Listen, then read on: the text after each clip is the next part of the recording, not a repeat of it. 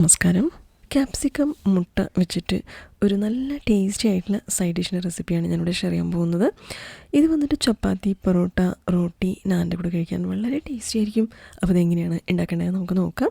അതിന് വേണ്ടി ഒരു പാനിനെ മീഡിയമായിട്ട് ചൂടാക്കി എടുത്തിട്ടുണ്ട്.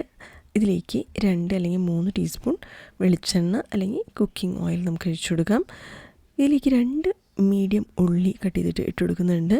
3 പച്ചമുളക്, കുറച്ച് കരിവേപ്പില, എല്ലാം കൂടി നന്നായിട്ടൊന്ന് വാട്ടിയെടുക്കണം.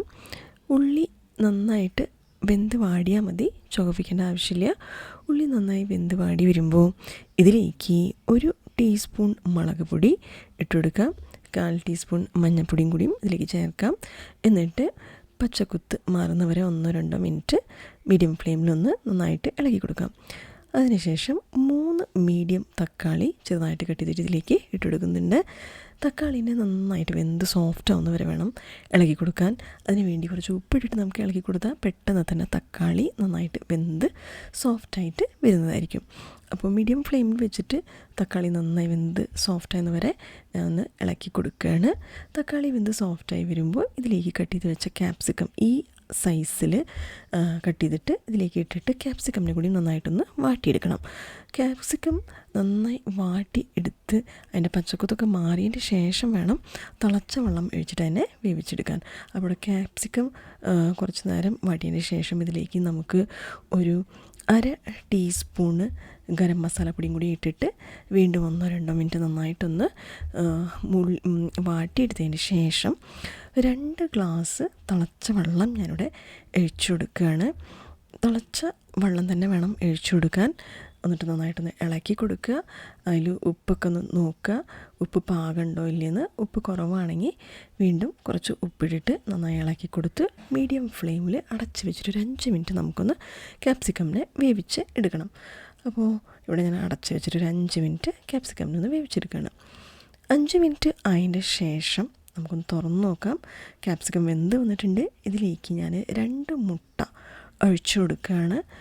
ഇപ്പം നമ്മളിവിടെ 2 ഗ്ലാസ് തിളച്ച വെള്ളമാണ് ഒഴിച്ചിരിക്കുന്നത്. അതിന് വേണ്ടിയിട്ട് ഞാൻ ഇവിടെ 2 മുട്ടയാണ് ഒഴിച്ചിരിക്കുന്നത്. ഇപ്പം കൂട്ടാൻ്റെ അളവ് കൂട്ടാൻ വേണ്ടി ഇപ്പം നമ്മളിപ്പോൾ 3 ഗ്ലാസ് തിളച്ച വെള്ളം ഒഴിച്ചിട്ട് ഉണ്ട് എന്ന് വെച്ചാൽ 3 മുട്ട നമുക്ക് എടുക്കേണ്ടി വരും. അപ്പോഴാണ് കൂട്ടാൻ കറക്റ്റായിട്ട് അതിൻ്റെ തിക്നെസ്സൊക്കെ പാകമായി വരുള്ളൂ.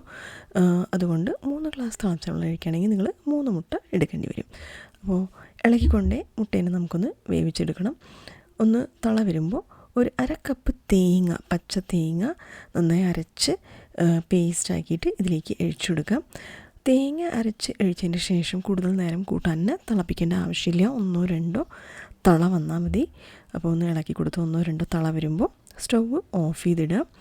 എന്നിട്ട് ചെറുതായിട്ട് കട്ട് ചെയ്ത് വെച്ച കൊത്തമല്ലി ഇലേനെ ഇതിലേക്കൊന്ന് ഗാർണിഷ് ചെയ്ത് കൊടുക്കാം. കൊത്തമല്ലി ഇല ഗാർണിഷ് ചെയ്തതിന് ശേഷം ഒന്ന് അടച്ച് വെച്ചൊരു 5 മിനിറ്റ് നമുക്ക് അങ്ങനെ ഒന്ന് വെച്ചതിൻ്റെ ശേഷം വീണ്ടും നമുക്കതിനെ തുറന്ന് 5 മിനിറ്റ് അതിന് ശേഷം തുറന്നിട്ട് ഒന്ന് ഇളക്കി കൊടുത്തിട്ട് പിന്നെ അതിനെ നമുക്ക് സെർവിങ് ബൗളിലേക്ക് ഒഴിച്ചു കൊടുക്കാം. അപ്പോൾ ഇതിൻ്റെ കൺസിസ്റ്റൻസിയൊക്കെ കറക്റ്റായി വന്നിട്ടുണ്ട്. അപ്പോൾ ഇതുപോലെ നിങ്ങളൊന്ന് ഉണ്ടാക്കി നോക്കിയിട്ട് നിങ്ങളുടെ അഭിപ്രായങ്ങളൊക്കെ അറിയിക്കുക. അപ്പോൾ ഈ റെസിപ്പി ഉണ്ടാക്കുന്ന സമയത്ത് നിങ്ങൾ എന്തൊക്കെ കാര്യങ്ങളാണ് പ്രത്യേകം ശ്രദ്ധിക്കേണ്ടത് എന്നുള്ളതെന്ന് വെച്ചാൽ നമ്മൾ ഉള്ളീനെ ഇതിൽ ഒന്ന് വാട്ടിയെടുത്താൽ മതി, ചുവപ്പിക്കരുത്. പിന്നെ മീഡിയം ഫ്ലെയിമിൽ വെച്ചിട്ട് വേണം ഉണ്ടാക്കാൻ. പിന്നെ ക്യാപ്സിക്കമിന് നന്നായിട്ട് വാട്ടിയതിൻ്റെ ശേഷം എണ്ണയിൽ തിളച്ച വെള്ളം ഒഴിച്ചിട്ട് പിന്നെ വേവിച്ചെടുക്കാം. ഇപ്പോൾ നമ്മൾ 2 ഗ്ലാസ് തിളച്ച വെള്ളം ഉപയോഗിച്ചാൽ 2 മുട്ട നമുക്ക് ഇതിലേക്ക് ഒഴിച്ചിട്ട് അതിൻ്റെ തിക്നെസ്സൊക്കെ ഒന്ന് കറക്റ്റ് ആക്കേണ്ടി വരും. ഇപ്പോൾ കൂട്ടാൻ്റെ അളവ് കൂട്ടാൻ വേണ്ടിയിട്ട് നമ്മളിപ്പോൾ 3 ഗ്ലാസ് തിളച്ച വെള്ളം ഒഴിച്ചാൽ 3 മുട്ട നിങ്ങൾ എടുത്തിട്ട് കൂട്ടാൻ്റെ തിക്നെസ് ഒന്ന് കറക്റ്റാക്കി എടുക്കണം. പിന്നെ മുട്ട വെന്തതിന് ശേഷം നമുക്ക് പച്ചത്തേങ്ങനെ അരച്ചിട്ട് ഇതിലേക്ക് ഒഴിച്ചു കൊടുക്കണം. പച്ചത്തേങ്ങ അരച്ചതിന് ശേഷം കൂടുതൽ നേരം കൂട്ടാൻ തിളപ്പിക്കരുത്. 1-2 തള വരുമ്പോൾ കൂട്ടാൻ ഓഫ് ചെയ്തിടാം. എന്നിട്ട് കൊത്തമല്ലി ഇല ഇട്ടിട്ട് നമുക്ക് ഗാർണിഷ് ചെയ്ത് അടച്ചു വെച്ച് 5 മിനിറ്റ് കഴിഞ്ഞതിന് ശേഷം നമുക്ക് സെർവ് ചെയ്യാം. അപ്പോൾ ഇതുപോലെ നിങ്ങളൊന്ന് ഉണ്ടാക്കി നോക്കിയിട്ട് നിങ്ങളുടെ അഭിപ്രായങ്ങളൊക്കെ ഒന്ന് അറിയിക്കുക. റെസിപ്പി ഇഷ്ടപ്പെട്ടെങ്കിൽ ലൈക്ക് ചെയ്യാം, ഷെയർ ചെയ്യുക, സബ്സ്ക്രൈബ് ചെയ്യുക. അടുത്ത വീഡിയോയിൽ ഒരു പുതിയ റെസിപ്പി വരുന്നതായിരിക്കും. എല്ലാവർക്കും നന്ദി, നമസ്കാരം, താങ്ക് യു.